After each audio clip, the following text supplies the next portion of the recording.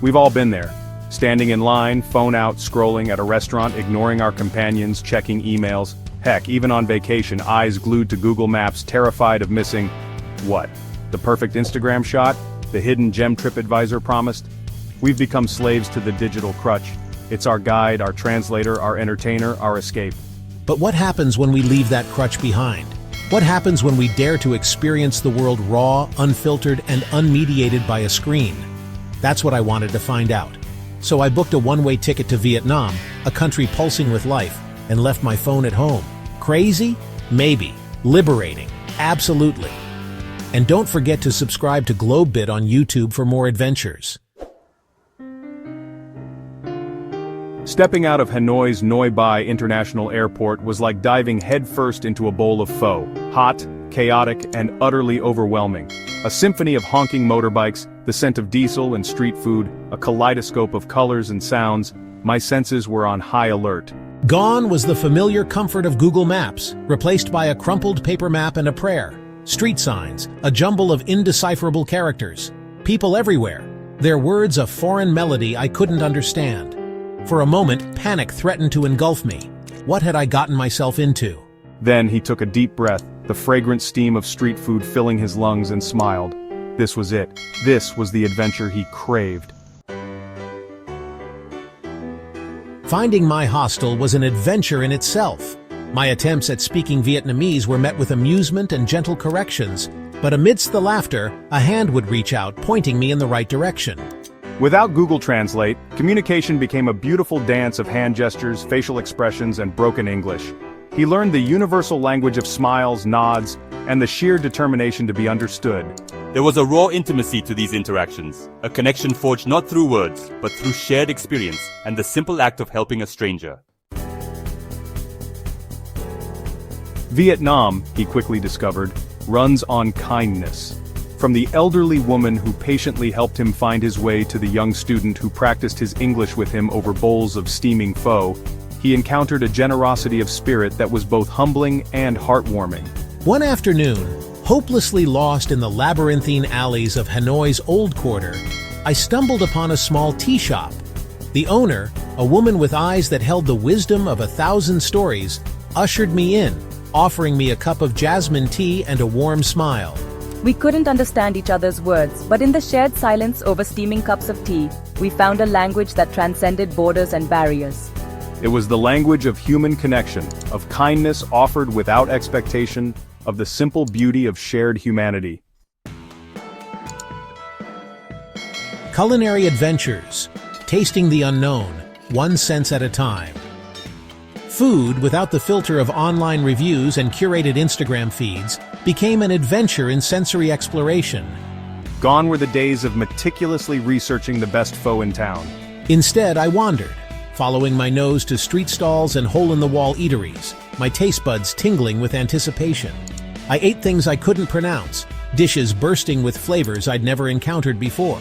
I learned to trust my senses, to judge a restaurant by the aroma wafting from its kitchen, the laughter of its patrons, the twinkle in the cook's eye.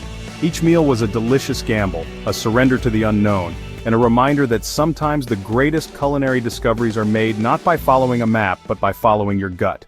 Literally. Section 6. Embracing the detour. When getting lost is part of the journey, without Google Maps to dictate my every move, I embrace the art of getting gloriously, wonderfully lost. I wandered down alleyways that led to hidden temples, stumbled upon bustling markets overflowing with exotic fruits and spices, and found myself in conversations with locals eager to share their stories. There was a freedom in relinquishing control, in surrendering to the serendipity of the journey. Each wrong turn, each missed bus became an opportunity to discover the unexpected, to connect with the heart and soul of Vietnam in a way that no guidebook ever could. Section 7. A Night in the Mekong Delta, Finding Humanity Under a Starry Sky. One of the most memorable experiences of my trip took place in the Mekong Delta, a world away from the bustling streets of Hanoi. I'd arranged to stay with a local family in a small village, a place untouched by the digital age. With no Wi-Fi to distract us, we sat on the porch of their stilt house, sipping strong Vietnamese coffee as the sun dipped below the horizon, painting the sky in hues of orange and purple. The air was alive with the sounds of crickets chirping, children laughing, and the gentle lapping of water against the wooden stilts. Later that night, after a dinner of fresh fish caught from the river and vegetables grown in their garden, we lay on our backs, gazing up at a sky ablaze with stars. With no light pollution to dim their brilliance, the stars seemed close enough to touch, a million pinpricks of light against the velvet canvas of the night. As I lay there surrounded by the simple beauty of nature and the warmth of human connection, I realized that this was the essence of travel. Not ticking off landmarks or capturing the perfect Instagram shot, but connecting with the world and its people on a deeper, more meaningful level. Section 8. The Unplugged Gift, Reclaiming Time, Finding Peace in the Present. Without the constant distractions of the digital world, I found myself truly present in each moment. I savored the taste of each bite of food, the scent of incense wafting from temples, the feel of the sun on my skin. I listened to the stories of the people I met, their laughter and their sorrows, their hopes and their dreams. Time, no longer measured in likes and shares, seemed to slow down. I rediscovered the lost art of simply being, of observing, of listening, of connecting. It was a gift, this newfound peace, this sense of being fully alive in each and every moment. Section 9. Disconnected yet connected. A journey back to ourselves and others.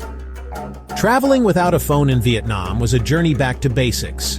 A reminder that the greatest adventures are often those that take us outside our comfort zones, that force us to rely on our wits, our instincts, and the kindness of strangers. It was a journey that challenged me, frustrated me, and ultimately profoundly changed me. It taught me the power of human connection, the beauty of the present moment, and the importance of embracing the unknown.